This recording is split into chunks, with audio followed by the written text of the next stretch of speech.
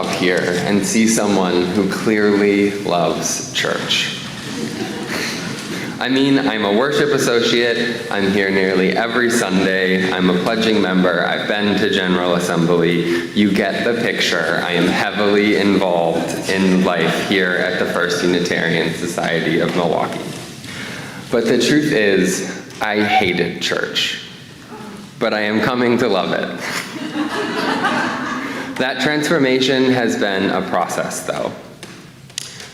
Growing up, church meant sitting, kneeling, and standing in an order that I know from my body's experience but cannot fully put into words.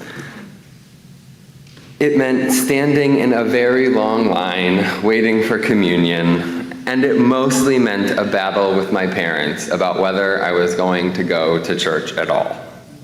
And once there, it usually meant getting hit on the side of the head a couple times for not paying attention, talking, or bothering my sister.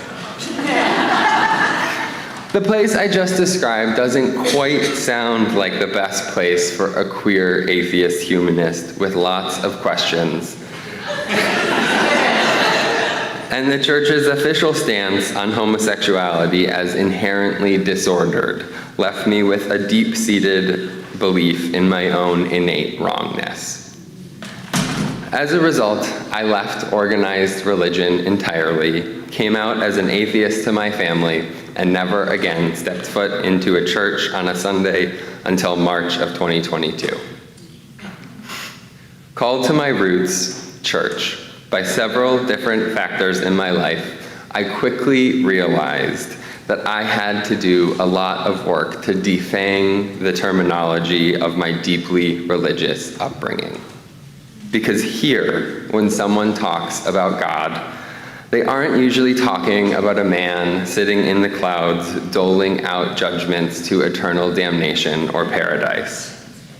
Here, those that do have prayer as a part of their spiritual practice do not use it as a bludgeon against others, but as a motivator for themselves and their loved ones.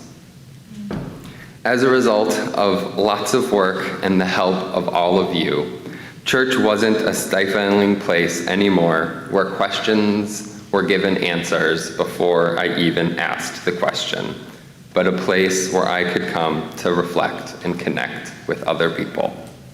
To me, church is now the place where I come to practice being human and in relationship with other people.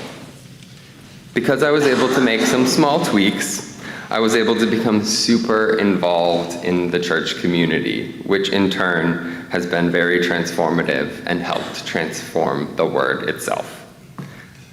I do usually refer to us by our full name, the First Unitarian Society of Milwaukee, in an avoidance of the word church. I prefer to meditate and reflect rather than pray. I prefer to use may it be so to amen. And depending on the day, I may easily be able to retranslate God into something more palatable to me.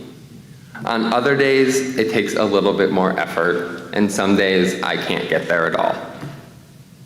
While it would make me much happier to call this thing that we're all doing here something other than a worship service in a church, it might seem the easier path is to redefine what worship, church, and other theologically triggering words mean to me. Church and the word church now do not hold such a painful and triggering spot in my mind.